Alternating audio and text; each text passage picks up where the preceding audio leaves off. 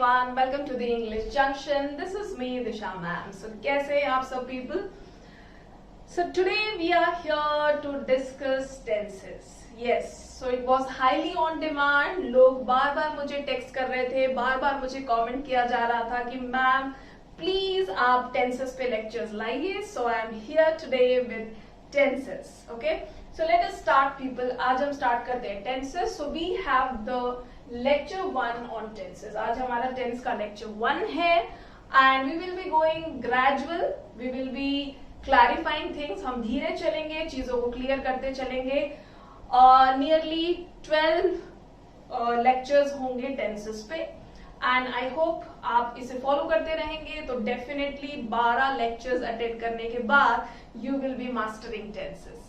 Okay, so let us start people. Without wasting any more time, let us start it. So, जब हम tense कहते हैं तो सबसे पहले बहुत ज्यादा हम टेंस्ड हो जाते हैं. टेंस हमें टेंशन दे देता है.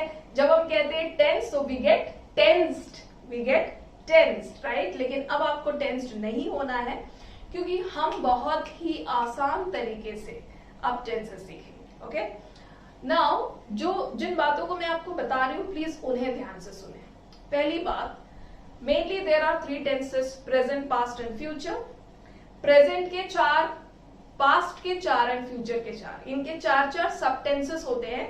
सो overall 3 4s are 12 tenses. Okay, so 3 4s are 12 tenses हम देखेंगे. 3 into 4 is equal to 12. So 12 tenses हमें सीखना है. उसके अलावा हमें स्ट्रक्चर्स कितने सीखना है. देखिए, जब भी हम whenever we speak while conversation we use 4 pattern of sentences. 4 structures हम यूज करते हैं.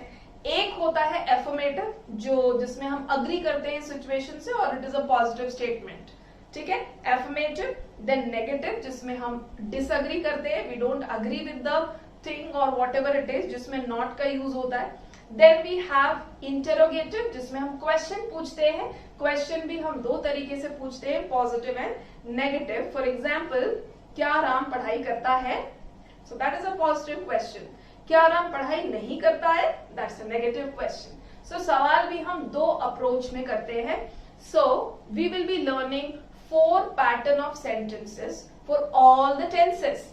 तो हमारे टेंसेस कितने थे? 12 थे. सबके हम 4 पैटर्न सीखेंगे, मतलब 48 structures. We are going to learn 48 structures in the upcoming and overall 12 lectures. Okay? Her lecture में हम 4 पैटर्न ऑफ सेंटेंस और 1 टेंस हम सीखेंगे. ओके पीपल, सो ध्यान रहिए. आप ये सोचिए, जब आप ये 48 स्ट्रक्चर्स सीख लेंगे so you will definitely will master tenses. Tenses को आप मास्टर करेंगे ऑफ कोर्स, क्योंकि आप किसी भी बात को, प्रेजेंट की, पास्ट की, फ्यूचर की, किसी भी बात या फीलिंग को आप कॉन्फिडेंटली एक्सप्रेस कर पाएंगे. So stay tune, do not miss any of the lectures. Those who have not subscribed उनसे भी शेयर कर दीजिए. जो भी आपके फ्रेंड्स है, रिलेटिव्स है, स्टूडेंट्स है, जो भी लोग अभी तक मेरे चैनल को सब्सक्राइब नहीं किए हैं, जिन लोगों ने नहीं किया, प्लीज उनसे शेयर कीजिए कि वो ये 12 लेक्चर्स मिस ना करें. Okay, so they will all B mastering tenses. So let us begin. चलिए स्टार्ट करते हैं हम. Let's begin with the first one. So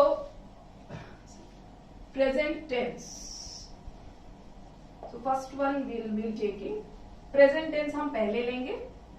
Present tense का first tense, present के अंदर 4 आते हैं, तो आज हम सीखेंगे simple present tense.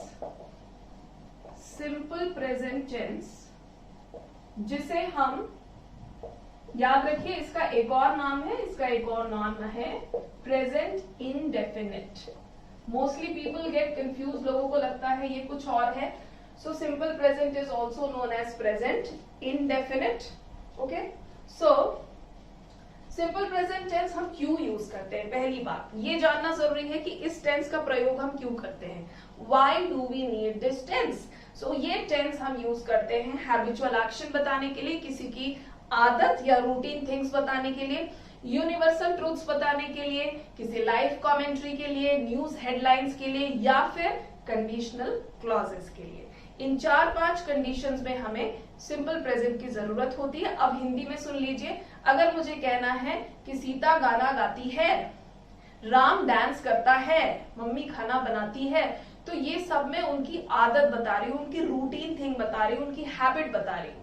तो सेंटेंस के एंड में क्या आ रहा है? ता है, ती है, ते है। याद रखेंगे, ता है, ती है, ते है जिनकी एंड में आएगा, जिन सेंटेंसेस के हिंदी वाले सेंटेंस में, उसका इंग्लिश बनाने के लिए आपको सिंपल प्रेजेंट या प्रेजेंट इंडेफिनिट का यूज करना है। फाइन पीपल, अब इसका स्ट्रक्चर देखिए। सबसे पहले हम देखेंगे एफर्मेटिव स्ट्रक्चर। एफर्मेटिव यानी कि पॉजिटिव, ठीक है ना। सो पॉजिटिव स्ट्रक्चर क्या होगा? Subject plus B1 plus S/ES plus object. मतलब ये है कि सेंटेंस में जो सब्जेक्ट है, सब्जेक्ट आपको पता है जो डूअर ऑफ द एक्शन होता है वो होता है सब्जेक्ट। सब्जेक्ट के साथ वर्ब का फर्स्ट फॉर्म, और S और ES जो है this is optional.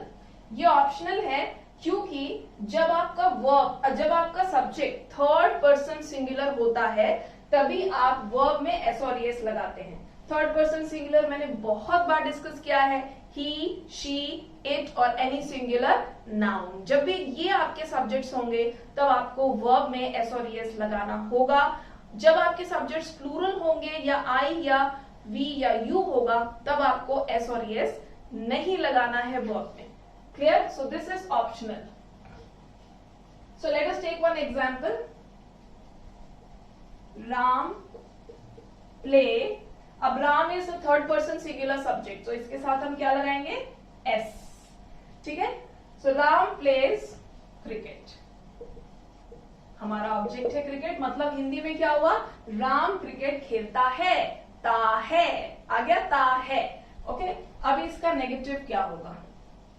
Negative would be, जब हमको नेगेटिव और इंट्रोगेटिव बनाने होते हैं सिंपल प्रेजेंट टेंस में, तो हमें डू या डस की जरूरत होती है। उनके बिना हम नेगेटिव और इंटरोगेटिव नहीं बना सकते। तो हमारा स्ट्रक्चर हो जाएगा subject plus do oblique does plus not plus B1 plus object. Okay, do oblique does. अब यहां पे मैंने दो अलग अलग लिए हैं, do and does, right. Do and does का यूज किया है, दिस इज ऑप्शनल, ये याद रखना है। डू और डस का यूज किया है जब हमारे सब्जेक्ट थर्ड पर्सन सिंगुलर होंगे, यानी कि ही, शी, इट और एनी सिंगुलर नाउन, तब हमें डज यूज करना है। और जब हमारा सब्जेक्ट होगा प्लूरल या आई या यू, तब हमें डू यूज करना है। Remember that. ओके, डू जो है वो हमें, यू जो है याद रखेंगे, एक एक्सेप्शनल केस है, यू सिंगुलर होते हुए भी हमेशा प्लूरल वर्ब लेता है। ओके, आपको याद रखना है। सो हमारा इसका होगा, सेम सेंटेंस लिया जाए, राम थर्ड पर्सन सिंगुलर है तो डज आएगा, राम डज नॉट प्ले। अब देखिए मैंने एस नहीं लिया इस बार, क्योंकि हमने डज यूज कर दिया, डू का ईएस फॉर्म, हमने यहाँ पे डू का ईएस फॉर्म यूज किया है, इसलिए हमने यहाँ पे एस यूज नहीं किया। रिमेंबर दैट, अगर आप एस लगाएंगे तो सेंटेंस रॉन्ग हो जाएगा। Ram does not play cricket. हो गया नेगेटिव स्टेटमेंट, राम क्रिकेट नहीं खेलता, राइट। राम क्रिकेट नहीं खेलता है, क्या आ गया लास्ट में? नहीं और ता है। So it's a negative statement. अब देखिए interrogative. Interrogative means asking question. Positive approach के साथ सवाल पूछना कैसा होता है? हमको इसी हेल्पिंग वर्ब को उठाकर सामने ले आना है। Do oblique does plus subject plus V1 plus object question mark. क्या राम क्रिकेट खेलता है? Asking with a positive approach. So क्या होगा? राम के लिए हमने डज लिया था तो यहां भी हम डज लेंगे। Does Ram play cricket? Does Ram play cricket? Question mark आ गया। क्या राम क्रिकेट खेलता है? पॉजिटिव अप्रोच के साथ एक सवाल पूछ लिया, डज यूज कर लिया हमने, ठीक है। अब देखिए इंटेरोगेटिव नेगेटिव, मतलब नेगेटिव अप्रोच के साथ सवाल पूछना, ठीक है। सो हम क्या करेंगे, डू ऑब्लिक डज तो आएगा ही, उसके बिना क्वेश्चन पॉसिबल नहीं है। Do oblique does plus subject, याद रखेंगे इंटरोगेटिव नेगेटिव में हमेशा सब्जेक्ट के बाद ही नॉट आएगा फॉर ऑल द 12 टेंसेस, इस बात को याद रख लीजिए। Do oblique does plus subject plus not plus V1 plus object question mark. V1 आप सब समझ रहे हैं ना, V1 मतलब first form of verb, verb का first form,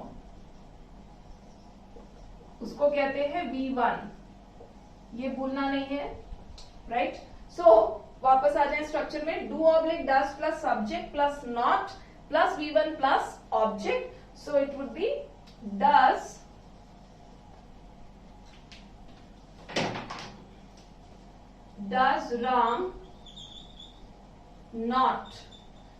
Ram not play cricket? क्या राम क्रिकेट नहीं खेलता है? Right, so that was a negative question. देखा आपने किस तरीके से हमने एक राम जो था थर्ड पर्सन सिंगुलर सब्जेक्ट था, इसलिए हमने डज यूज किया और इसीलिए हमने एफर्मेटिव केस में प्ले के साथ एस लगाया। ओके, सो हमारे सेंटेंस क्या क्या हुए, Ram plays cricket affirmative, negative होगा Ram does not play cricket, interrogative does Ram play cricket, interrogative negative does Ram not play cricket. Okay, now आपको एक और सेट ऑफ एग्जांपल्स बताती हूँ। यहाँ पे अगर हमने राम की जगह प्लूरल सब्जेक्ट कंसीडर किया, फॉर एग्जाम्पल बॉयज, ठीक है, लड़के क्रिकेट खेलते हैं, ते हैं क्योंकि प्लूरल है, सो बॉयज प्ले क्रिकेट, इस बार हम एस और एस नहीं लगाएंगे क्योंकि बॉयज प्लूरल है। जब मैंने बोला था ये ऑप्शनल है, जब आपका वर्ब सब्जेक्ट आपका प्लूरल हो या आई हो या यू हो तब आपको एस और एस यूज नहीं करना है। Okay, so boys play cricket, boys do not play cricket, do the boys play cricket, do the boys not play cricket. Okay people, So this is how we do it. अब एक set of examples आप मुझे comment section में लिखकर बताएंगे using a plural subject. Okay, एक plural subject लीजिए after this session, comment box पे चारों affirmative, negative, interrogative and interrogative negative structure बनाकर बताइए, then I will be confirm कि यस आपने समझ लिया है how to frame the sentences in all the 4 structures for simple present tense. Alright people, so this was about simple present tense. याद रखेंगे third person singular के साथ does और वर्ब में s और es और plurals और I और you के साथ do and no s और es with the verb.